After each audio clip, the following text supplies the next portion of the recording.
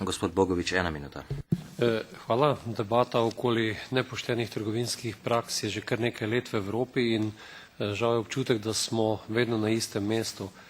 Stvari se pa še vedno dogajajo in prihajam iz Slovenije, kjer je, kot je bilo že rečeno, problem organiziranosti kmetov in ta razkorak v moči trgovinskega sektorja proti kmetijstvu je zelo velik.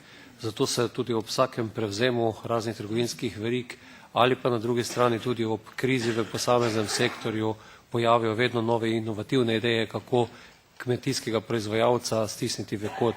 Zato se tudi sam podpiram tiste, ki govorijo o tem, da bomo morali po vsej verjetnosti iti v bolj odločne korake in poleg teh prostovoljnih oblik izumiti tudi znotraj evropskega trga neko širšo in močnejšo pobudo, močnejši pritisk na trgovce. V nasprotnem primeru bomo lahko imeli v prihodnosti velike težave z oskrbo s kmetijskimi pridelki.